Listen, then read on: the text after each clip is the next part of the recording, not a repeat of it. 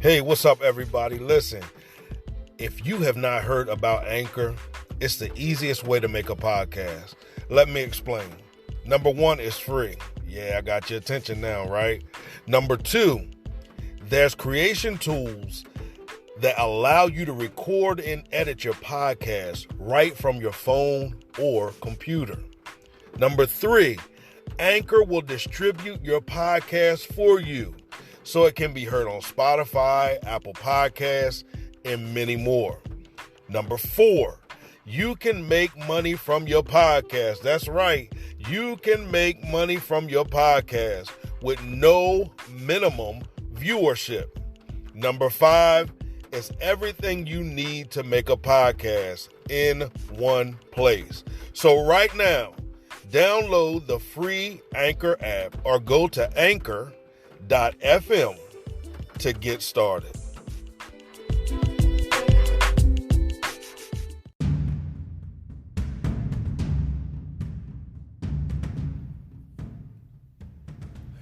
What's up, everybody? My name is Cliff, and you are listening to the What Now Podcast. That's right, the What Now Podcast, where we, through conversation, discuss ways that we can effectively address life's most difficult moments.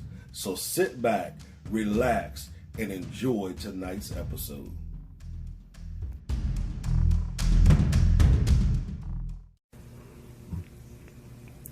I can't breathe. To all of us, those words have never been more real than they are now. I'm not saying that the George Floyd incident or murder was the first that we've experienced, but I do believe that this is probably the one that we've all sat and witnessed that was even more real to us because we watched the video and they keep playing it over and over and over and over again as if we didn't see it and we don't get it. I can't breathe. That's what he said. I can't breathe. And never do I want to hear a friend, a loved one, even somebody that may be viewed as an enemy. And when I'm speaking in the sense of enemy, I'm just talking about somebody that may share different viewpoints on life than me. I don't want to hear anybody in a position saying, I can't breathe while somebody has their knee on top of them as they're kneeling. How apropos, because we had such a problem with Cap kneeling against police brutality that now we have to face a reality that the cop kneeled on him to kill him, the very thing that Cap was kneeling against. I can't breathe. But we had such a problem with Cap with what he was doing because he wasn't doing it at a time that we felt that he should be doing. Matter of fact, if we go back to it, and we're going to talk about that as well, the problem with Cap was that many of us bought into it. I'm going to say many of you. I'm not going to say us because I didn't buy into it. Many of you bought into. And if it's not you, let it fly. If it don't apply, let it fly. But you bought into the narrative of 45 and other media outlets that took and attempted to capture or hijack the narrative of why Cap was kneeling. They took it from a sense of, I'm kneeling. He was very vocal about why he was doing it. Yet media and the president got on TV and said, I can't believe he's being disrespectful to our soldiers. I can't believe he's being disrespectful for those who have lost their lives and given up, their lives to service. And some of you fell right for it. Now it's Cap against the Army, Cap against the Navy, Cap against those who have served, land of the free and the home of the brave. And we don't even want to have the national anthem conversation. I mean, we can really have the national anthem conversation another time, because if we have that national anthem conversation and we pull out the original lyrics, then there's some truths that we all have to face. And some of us were never taught that in school. It was only the seeking of knowledge ourselves that introduced us to the actual lyrics of the Star Spangled Banner, which we stand as our doing the national anthem. I can't breathe. I can't breathe. Then it said, this is the thing that got me. He's calling for his mother. Y'all know the nurturing nature of a mother. But this even goes deeper than the nurturing nature of a mother, because his mother, it came out days later that his mother had passed years ago. So to me, as I'm thinking and I'm sitting and I'm processing this thing, this young man, he's being choked. You know, he's being smothered basically. While his knee is on the back of his neck, now he has lost all hope in a system that we were told is designed to protect us. Now don't get it twisted either. I am not anti-law enforcement. I have family and friends that serve, and I know other police officers that are good police officers, great police officers, but I'm talking about a system that is corrupt. And anytime you address a system that is corrupt, you can't keep addressing it. It's like a snake. You're not going to kill that snake till you cut that head off.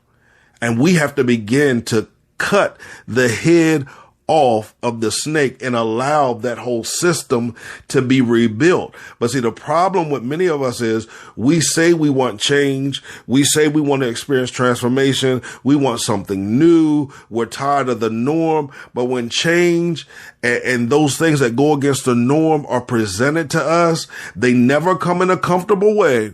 And sacrifices always have to be made. And the reality that many of us have to face when those times happen is we don't want change. We just want to sit and talk about change. I can't breathe. He called for his mother. His mother passed away. In his mind, it had to be, oh man, I'm trying not to cry. But to me, in his mind, it was as if he understood nothing here on earth can help me anymore. I have to pull from something that's beyond this realm. He called on his mother. He already understood.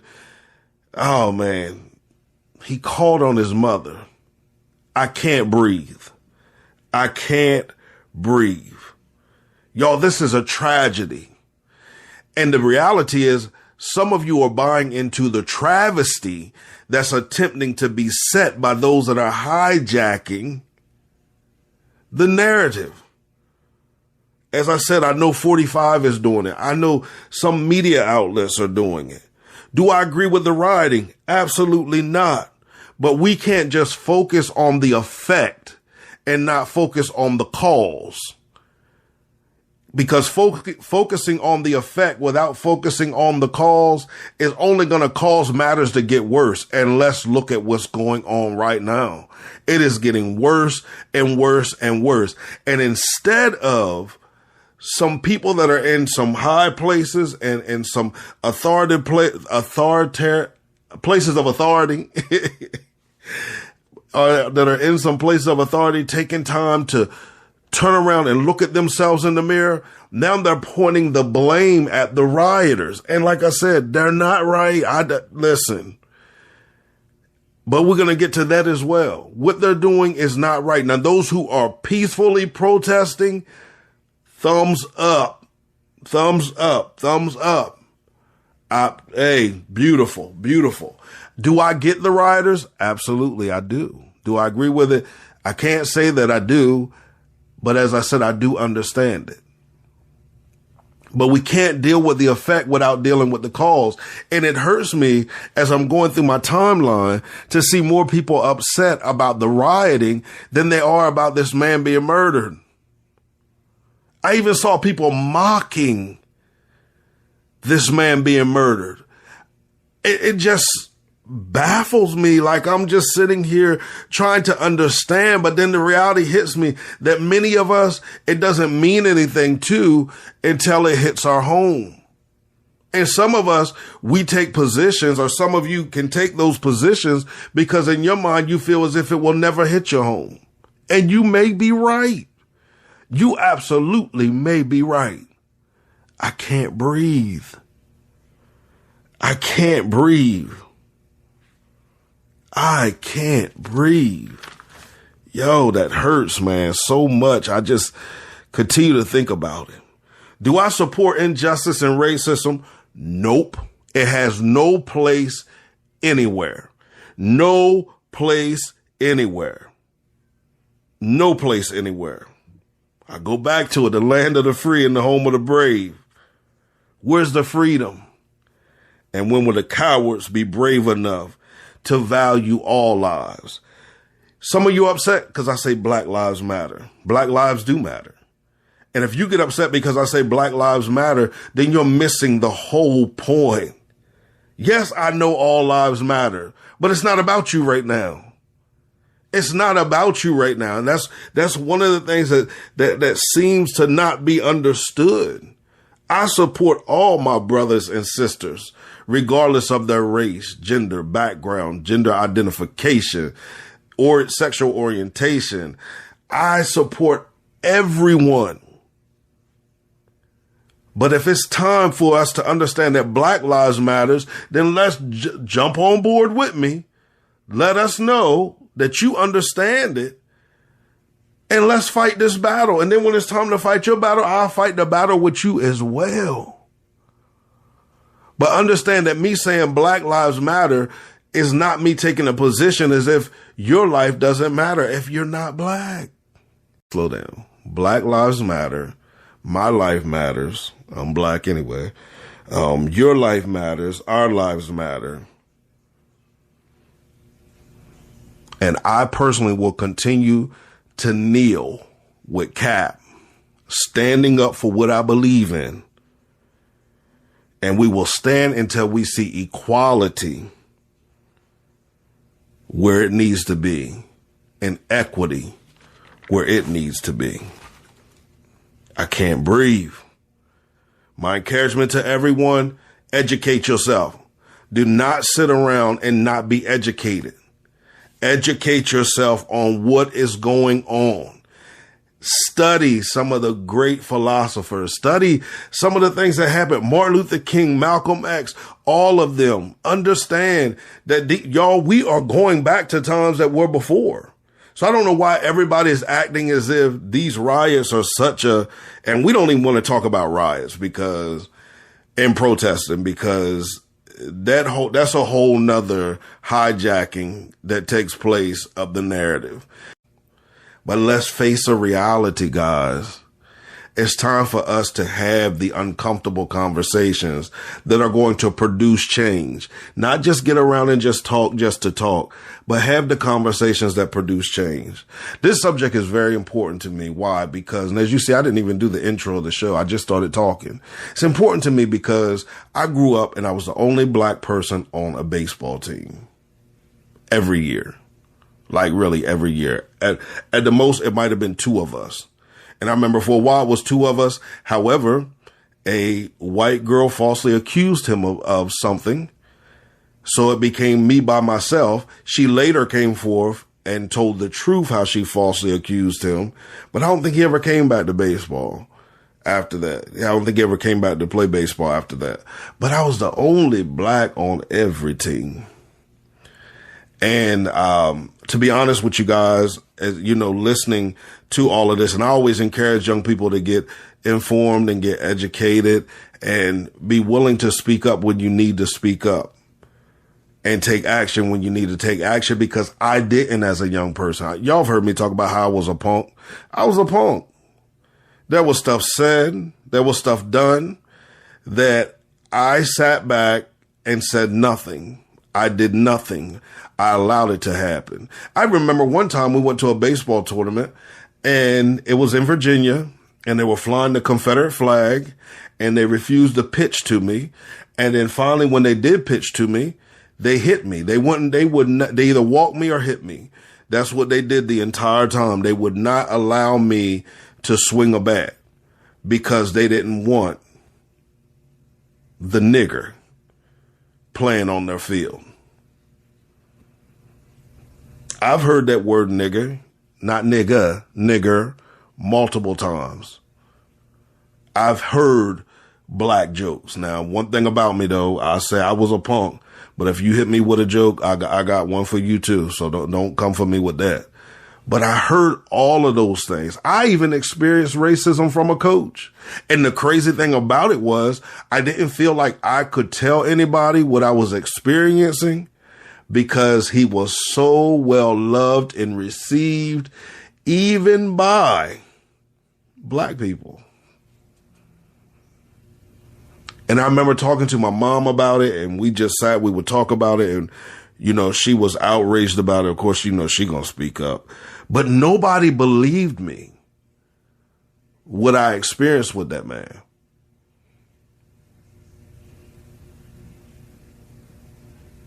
So I know about it on a smaller scale. I'm not comparing what these people have went through to what I went through. But I encourage you as parents, educate your kids. Don't just educate your kids from a place of anger. Give them proper education about our history, and also role play with them. Go over scenarios with them, about how they should handle being pulled over by a cop, communicating with a police officer, all of those things. Now, I'm gonna be honest with you. In some cases, we're seeing this. It doesn't matter how respectful you are, but we want to make sure that we're training them. And even train them how to record if they're traveling in packs. Make sure somebody is bold enough to record it. Everything needs to be put on record or go live. We see that. That's the state that we're in right now. But in the midst of it all, I don't want us to lose hope. That's why I said we need to get together. We need to strategize. Y'all, we can get together for everything. We were upset we couldn't hang out with each other. Now things are starting to open back up. It's almost time, for the summer, for barbecues and other things. How about when we get together, we strategize about how we can begin to make change? And a couple of the ways we can make change. Number one, guys, make sure you are involved with the census. Make sure that we have the right amount of representation. Many times we don't have the correct amount of representation because you guys aren't filling out the census information. So it's as if you exist, but you don't exist. That's the importance of it. And then again, vote, vote, vote. I hate to hear people say, I am voting because it don't matter. Then start voting in your local elections. If enough of us get together, vote in our local elections, we can put people locally that can begin to do the footwork that needs to be done so that they can begin to make an impact on the national election. Our problem is we keep saying, well, it don't matter. I live in Delaware. We only got 3 electoral votes. Okay, but what are we doing here to make the difference here in this state? First in our town, then in our state, then in our region. Then we can worry about the United States, because we're coming up on the election, guys. And I don't want to get talking about politics, but this is not a great election for us right now. But we got to begin to move with strategy. We got to begin to move with purpose. And we got to begin to either stand up and be the leaders from an educated standpoint and, a visionary, not just from let's just retaliate. No, let's do something with purpose. If you are not the leader, then you need to find somebody that's going to lead us and get behind them 100%. And then let's go. Let's go and do. Our greatest weapon is when we move with purpose. Our greatest weapon is when we move with purpose, because when we move with purpose, it's something weighty about that movement. Many of us have made a lot of empty movements, and we need to make more weightier movements. My heart hurts. It aches. I've cried more tears this week than I cried in a while. Watching that young man murdered. Did something for me. But now what am I going to do about it? What are you going to do about it? What are we going to do about it? Let's be the change that we desire to see. not just for us, but for the generations that are to come. We have the perfect opportunity right now because we are about to be introduced to a new norm. So let's introduce some new normals as it relates to race.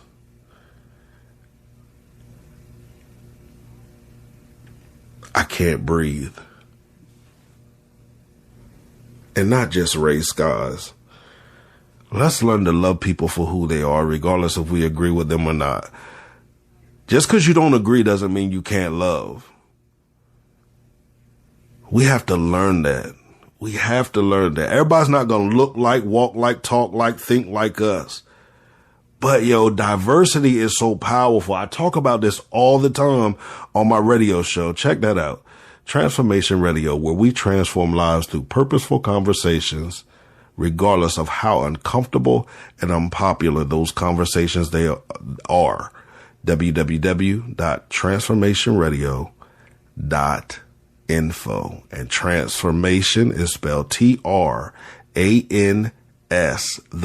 4, All right. Check it out.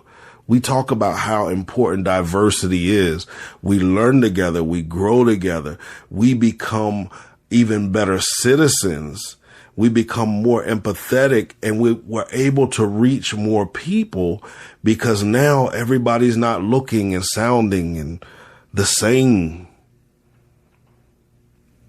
We have a perfect opportunity to begin to make some moves. So I pray that's what we do today. As I always say, create a great day, walk with purpose, and by all means, execute your vision. Peace.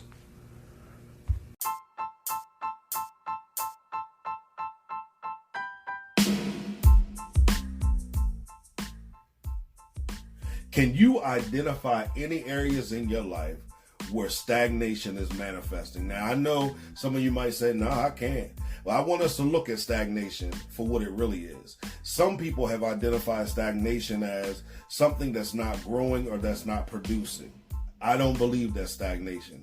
To me, stagnation can also be that yes, we're growing, yes, we're producing. However, we're growing and producing in a manner that's disrespectful to the purpose and the greatness that resides inside of us. And listen, we all have areas where we can identify that we could be doing a lot better in. There's greater potential in those areas than we are experiencing. And guess what? I have a tool that will help you begin to experience transformation in those areas of stagnation in your life. And that tool is called From Stagnation to Transformation. That's right. That is my book, From Stagnation to Transformation. So I want you to head over to my website, www.cliftonpettyjohn.com. I want you to hit there. I want you to hit the Transformation tab. There you're going to find a free preview of my book. That's right, a free preview of my book. And I promise you, after you read the preview, you're going to want to invest in your personal transformation through purchasing the book. So again, head over there, purchase the book. Let me know you purchased it. Here's what I always say, guys. If you purchase the book, you read the book, you apply the principles in your life, and yet you still are stagnant in the areas that you are applying them to, and you're not experiencing any transformation, and you can prove to me that you have applied these principles, I will give you a 100% refund. That's right, a 100% refund. Why? Because I believe in the application of the principles that are outlined in this book. So again, visit www.cliftonpettyjohn.com and purchase your copy of From Stagnation to Transformation.